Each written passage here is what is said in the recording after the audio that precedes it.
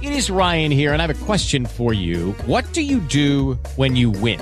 Like, are you a fist pumper, a woo-hooer, a hand clapper, a high fiver? I kind of like the high five, but if you want to hone in on those winning moves, check out Chumba Casino. At ChumbaCasino.com, choose from hundreds of social casino-style games for your chance to redeem serious cash prizes. There are new game releases weekly, plus free daily bonuses. So don't wait. Start having the most fun ever at ChumbaCasino.com. No purchase necessary. VGW Group. Void where prohibited by law. See terms and conditions. 18 plus.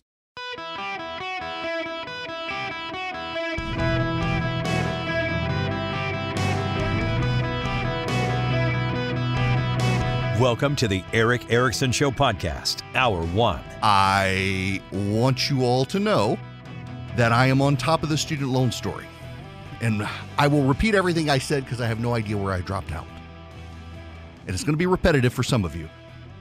In large part because I got to reemphasize this.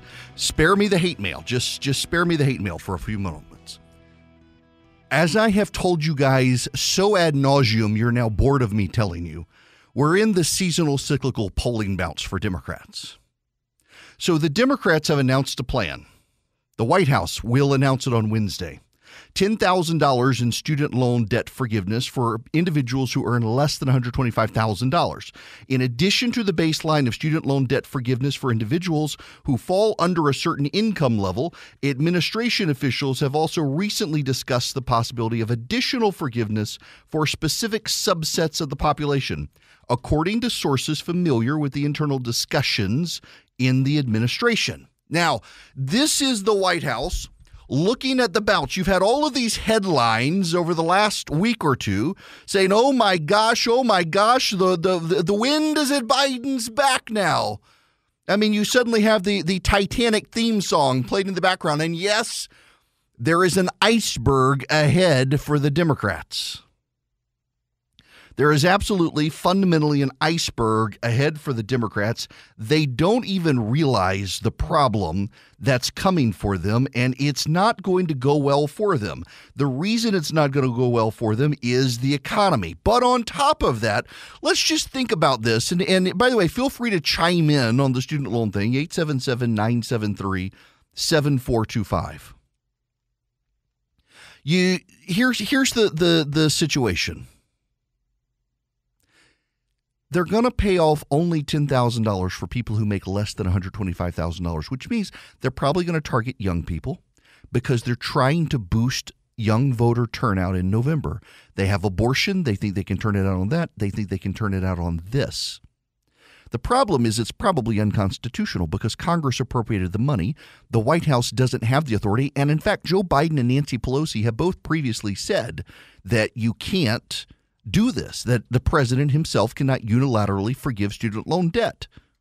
But they're going to try it anyway so they can blame the courts and maybe motivate further young people to take them to the polls and motivate them, claiming that they can undo this by packing the Supreme Court, which they will not be able to do because the Republicans are going to take back the House even if they don't take back the Senate. We'll get to that in a minute. We know for certain now the Republicans are going to win in November in the House as long as people turn out and vote. I'll explain. But there's something else here. Who's going to be furious about this? First of all, you should know progressives are furious today. Nina Turner is the black progressive activist in Ohio that Joe Biden convinced the moderates to go out and beat. She was running for the Congress. She lost. And she's out screaming that this is racism. Why? Because the average white kid has $12,000 in student loan debt and the average black kid has $52,000 in student loan debt. Therefore, by getting rid of $10,000 of that student loan debt, he's perpetuating systemic racism. I'm not making that up. She says the NAACP will feel betrayed by a $10,000 debt forgiveness program because it doesn't benefit black Americans. Now, if you go back to this key language here, in addition to the baseline of student loan debt forgiveness for individuals, administration officials have discussed the possibility of additional forgiveness for specific subsets of the population. That could be, well, we're going to forgive more for black students, except that would be unconstitutional. You can't pick and choose among the races. But step back even further. You know who's going to be furious about this? First, the people who did not go to college, the blue-collar workers, the black, Hispanic, and white working class who don't have college degrees, who have successful businesses, who are struggling to make ends meet right now, who are paying off their loans for their tractors and their vans and their equipment, their tools. They're going to be furious that they've got to subsidize some white woke progressive student loans because that kid couldn't go out and find a job with a degree in puppetry arts or women and gender studies. Why should an electrician or a farmer bail out a kid who got a degree in women and gender studies and can't find a job to pay back their student loan? And the left will say, well, it's not your money. It's just a debt forgiveness from the federal government. That clearly shows the progressives don't understand the way this works. And the farmers and the janitors and the electricians and the carpenters, they do. They understand it. But wait, there's more. You know who else is going to be just furious about this? The people who got student loans and paid them back, because they get nothing. So they got a job and they paid their loans back. They did what they needed to do. And they're furious now. They're furious because they did what they needed to do. They did the hard work. And Biden is going to forgive $10,000 in debt, and he's not going to make it retroactive. You're not getting a $10,000 tax credit. You're not getting a $10,000 deduction. You're not getting jack. Therein lies the problem. This placates a small portion of the Democratic base least likely to turn out even when you give them goodies, and alienates a whole host of hardworking Americans who are already struggling in the American economy, who see this as a handout of taxpayer dollars to incentivize people going to vote, and it may not even be constitutional. Biden is leading with the progressives. He's giving the progressives what they want. He is giving progressives everything that they want, everything they need. He's giving progressives some way to motivate their base, except the progressives are furious because it's not enough. It's only $10,000. They wanted $50,000. It's a boneheaded move by a Democratic administration buoyed by fake polling. I shouldn't say fake polling, by bad polling, seasonal cyclical polling delusions for the Democrats. They always get this bounce, and the media always interprets it as everything's headed their way. In 2014, in August, mid-August, the Democrats surged into the lead in the generic ballot. And the media headlines were an echo of happening right now. Barack Obama's in the lead. Barack Obama has the wind at his back. Barack Obama sorted it out. Barack Obama figured out how to make good governance. Barack Obama is moving forward, working. Barack Obama has made the country work again. Barack Obama and the Democrats are getting things done. And then you got past Labor Day, and Democratic polling cratered. By November of 2014, the Republicans were ahead 5 points in the generic ballot polling average. And if you add up what they actually won, they won by like 7 points nationally. The Democrats have been deluded by believing their own press. They think this is a good idea. But the messaging is so important for the GOP. Don't focus on Trump and Liz Cheney right now. Focus on this. You people who did the hard work to pay off your debts, you people who didn't go to college, you're now on the hook for people who got puppetry art degrees and couldn't find a job. You're now on the hook for $10,000 of someone else's loans that they obligated themselves to take, and now Joe Biden is going to get rid of for them just so they will go vote Democrat. Joe Biden is gaming the debt of Americans to get votes, and he's putting you hardworking taxpayers who did everything right and are struggling against those who did everything wrong, and he's bailing them out. It's two Americas. The white, woke, rich kids who got student loans and now can't pay them off, and the hardworking, working-class Americans who've done everything right and are falling behind because of Joe Biden's economy. Everybody asked me about Boll and Branch sheets. I actually put up a picture the other day. We got some at our house because we order from them. We actually are customers. They're like, oh my gosh, are they really that good? Yes, they get softer every single time you wash them. I mean, they use 100% organic cotton threads. They're super soft. You get such a good sleep. They have just a great weight to them. Like I had a pair of sheets we actually threw away when we replaced them with Boll and Branch, where they were just like too light and also not very soft. The Boll and Branch, they're perfect. The drape across your body when you sleep, absolutely perfect. Boll and Branch uses the highest quality threads on earth for superior softness, for a better night's sleep. They've got over 10,000 stellar reviews. Their signature sheets come in 9 neutral colors in all sizes from twin to California King. You will feel the difference. And they're 100% free from toxins, no pesticides, no formaldehyde, no harsh chemicals. Get 15% off your first set of sheets when you use promo code ERIC, E-R-I-C-K, at bollandbranch.com. That's Boll and Branch, B-O-L-L-A-N-D branch.com. The promo code is ERIC, E-R-I-C-K. Hello there. It is Eric Erickson here. I'll leave names out of this. A friend of mine texted me, said he and his wife paid off $37,000 in 2.5 years of his wife's student loans when they first got married. $37,000. And now, because they are tax-paying American citizens, they're going to have to pay off other people's student loans. Now, I know the left likes to say, well, that's not the way it works, but that is the way it works.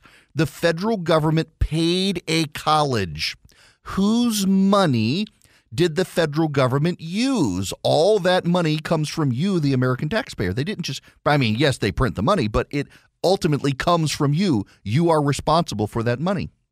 And so to now tell the students, you don't have to pay us back that plus the interest of the money we advanced to your college, they're essentially telling these people that the taxpayers are on the hook for it. You are on the hook for their debts that they obligated themselves for. It's absolutely infuriating. Let's go back to the phones here. Yeah, I've got time. Brad, you're going to be up next. Welcome to the show. Hey, Eric. How you doing, man? We love your show. Thank you. I just had to share with you. My daughter just started her freshman year at a university here in Georgia, and she's blessed with some athletic scholarship money and academic money, but it's not a full ride. Financial aid actually promoted the fact that we should borrow the money because more than likely we would never have to pay it back. And I was like, absolutely not. We're not rich by any means, but we plan for this. Mm-hmm.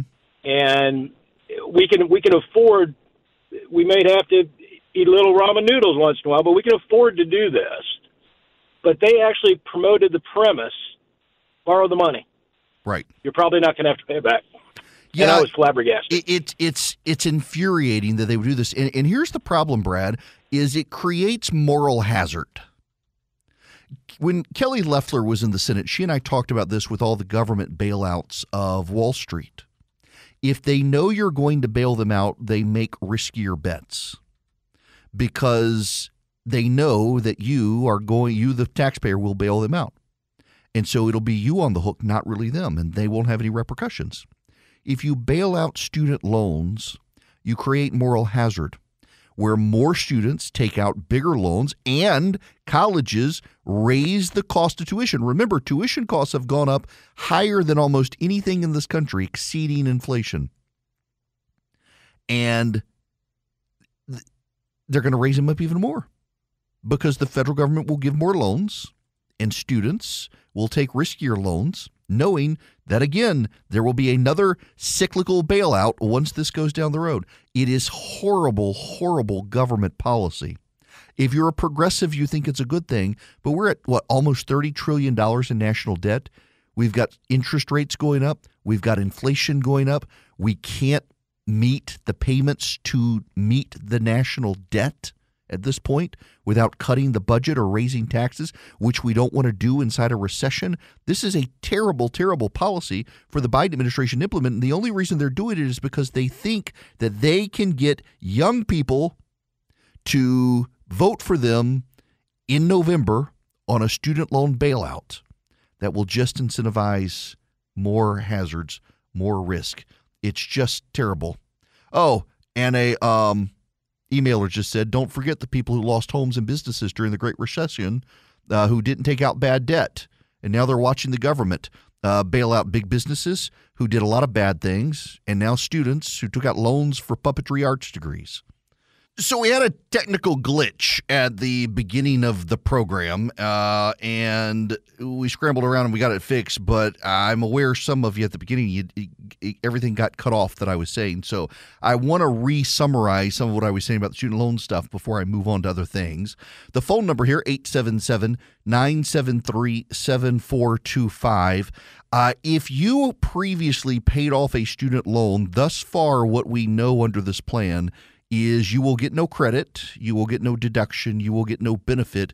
You will pay for the loans of other people, and you yourself will get an attaboy from the government for doing the right thing yourself. That's it, which is going to infuriate. I'm getting text messages from a lot of friends who paid off their student loans over a lot of time. Here's another one from another friend.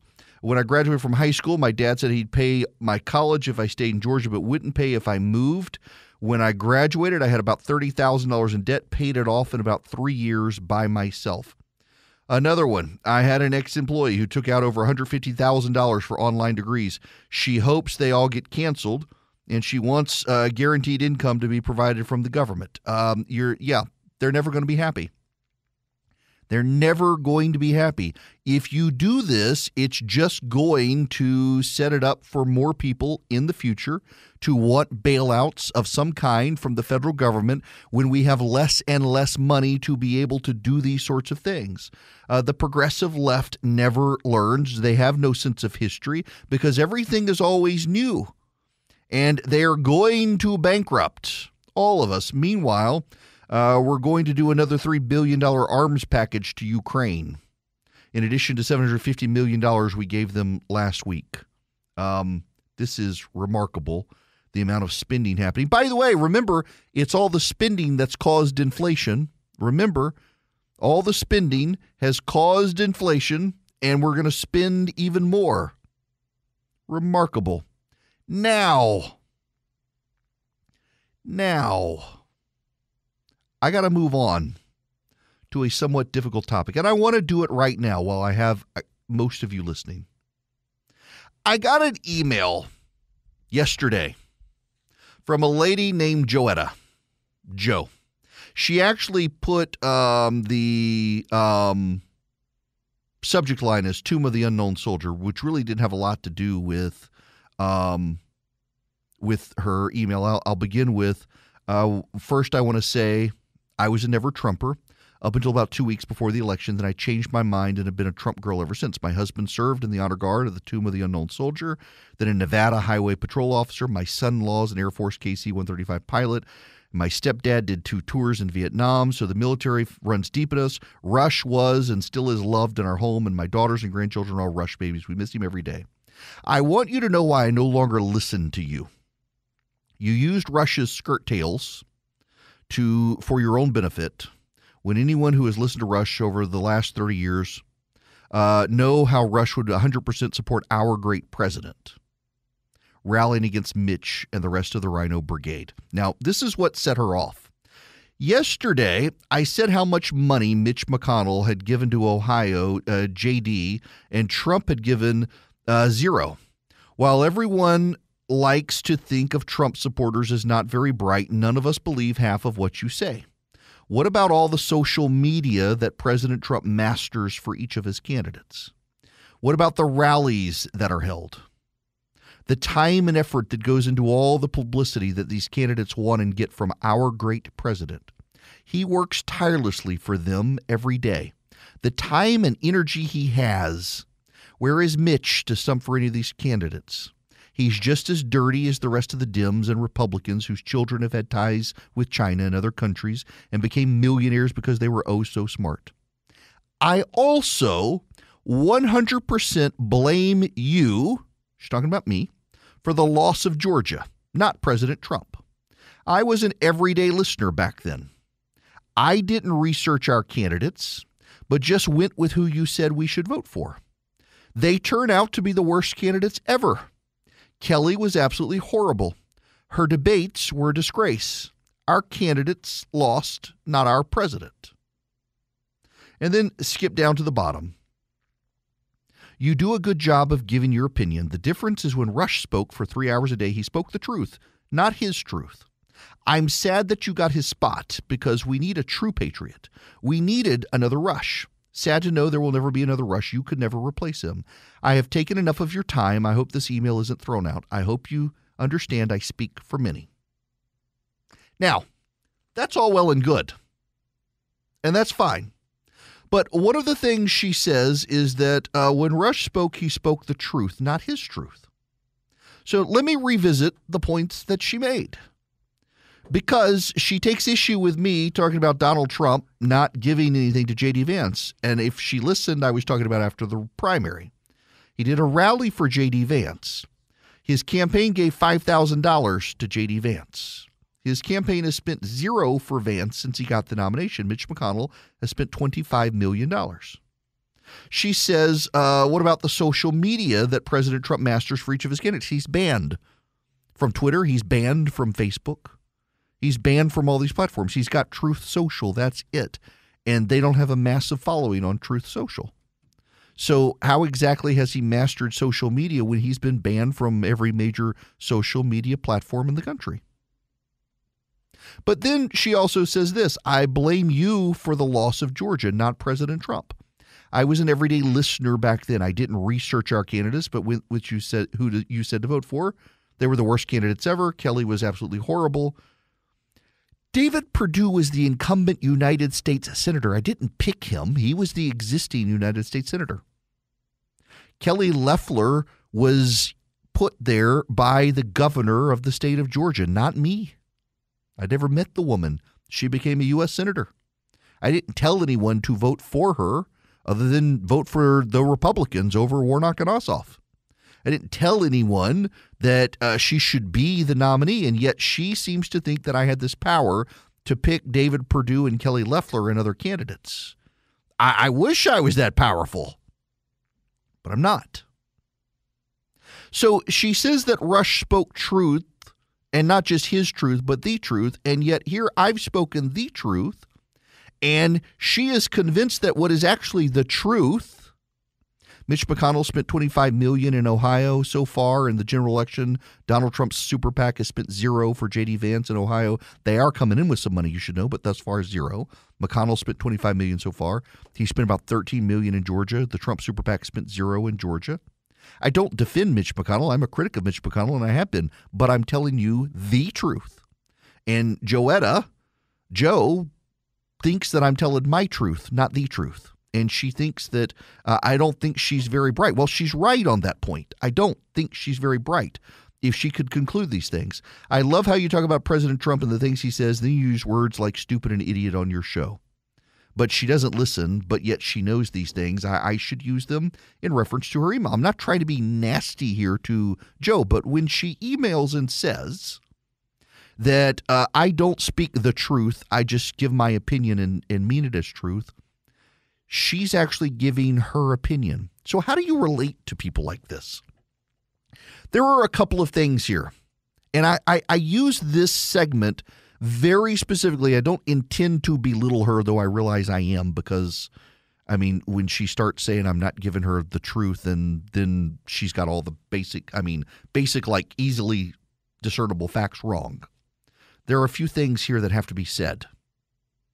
One is this is someone looking for someone to blame.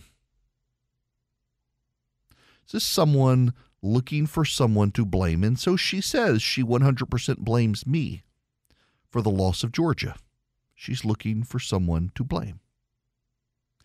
She understands that there is an elite of people in the country who are profiting off the country and really don't care that China is coming to power.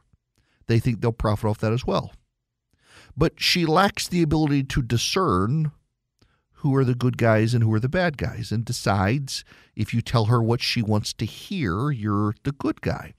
The problem here is, as we always see, There are a lot of people in politics who will tell you exactly what you think, and they're taking advantage of you. If anything, that sort of people has fostered the cynicism of people like Joetta. So my job isn't here to pat her on the head and tell her, "Atta girl, thank you for the kind words, and I will speak truth."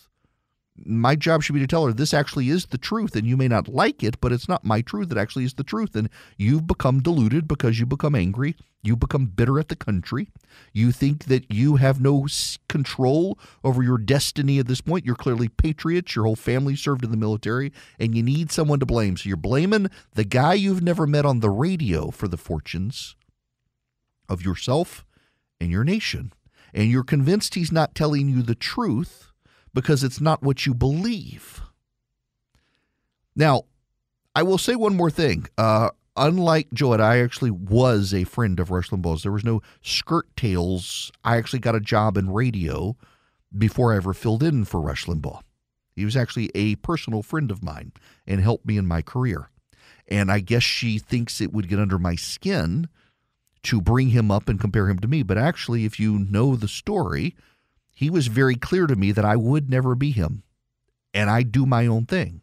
And if she's looking for someone to do a poor impression of him, there are plenty of people on talk radio who will give you a bad impression of Rush Limbaugh, doing what they think he would do in order to lure in people like Joetta, who don't actually share her values, but pretend to on radio, and therefore can ultimately take advantage of her. My job is not to take advantage of any of you on the radio.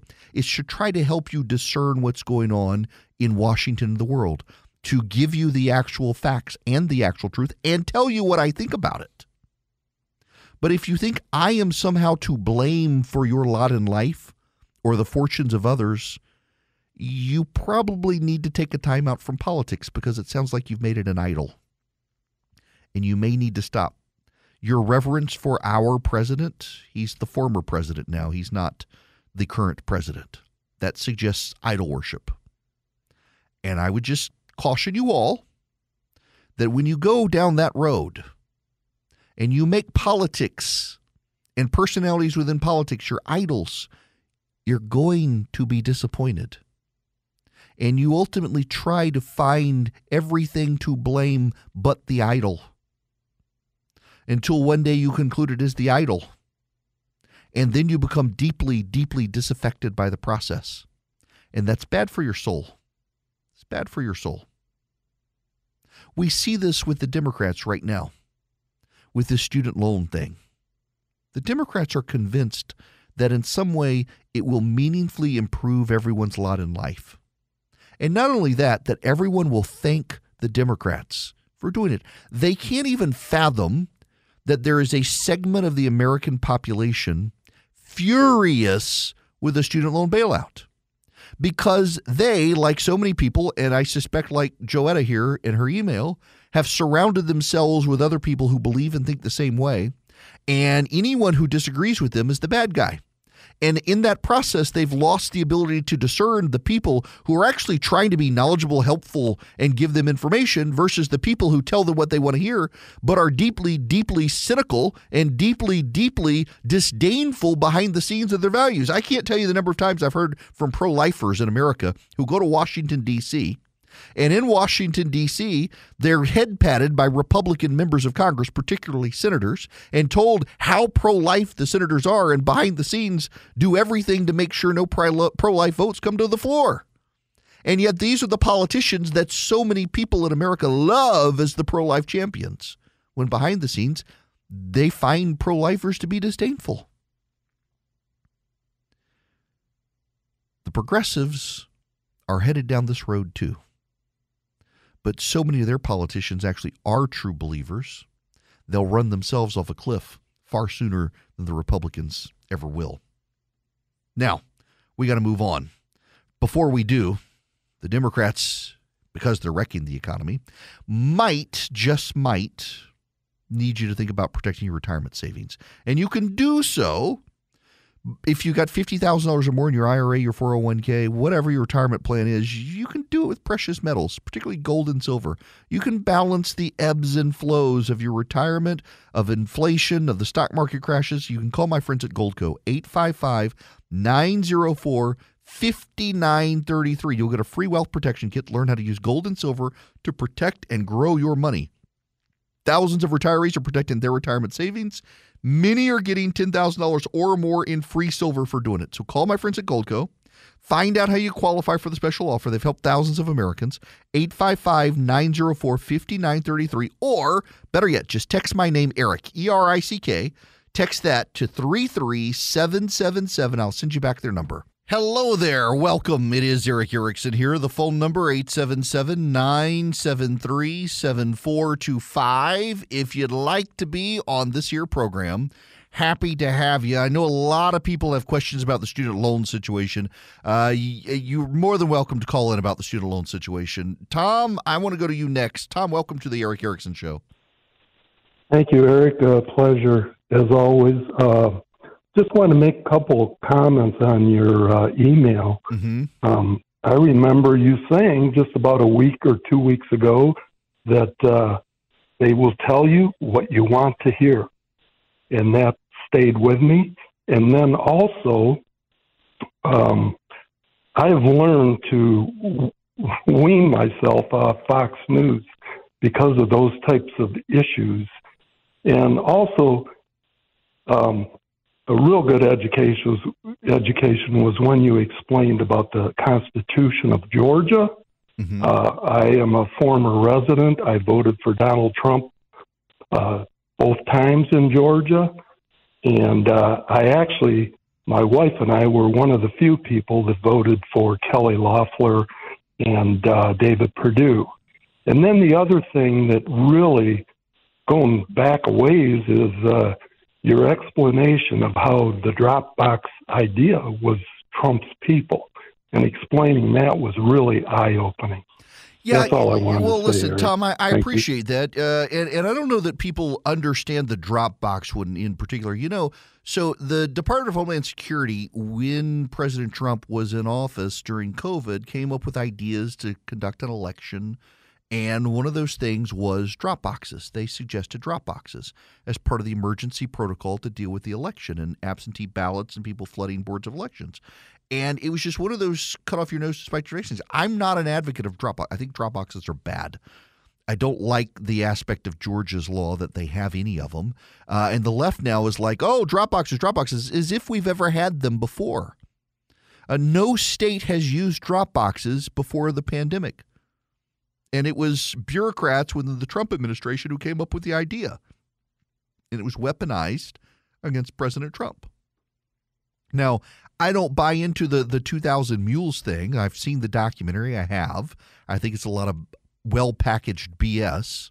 I mean, many of the people that they put on camera as dropping off boxes or dropping off packs of ballots, they've already been found, and they actually had legit explanations for what they were doing from either nursing home workers or parents dropping off extended family ballots and things like that that they could do. But I don't think Dropboxes are a good idea. But, the facts really do matter because we're in a postmodern society. We're in a post-truth society. And a post-truth society is a society where emotions matter more than data. Emotions matter more than facts. And you and I should resist the temptation to make emotional arguments devoid of substance. And so many people are making emotional arguments. They're getting you on their side, and then they're betraying you and abusing your trust because you think they're one of us, and they're really not. But you like what they're saying because it comports to what you believe, whether it's true or not, and your discernment breaks down. It's a real problem.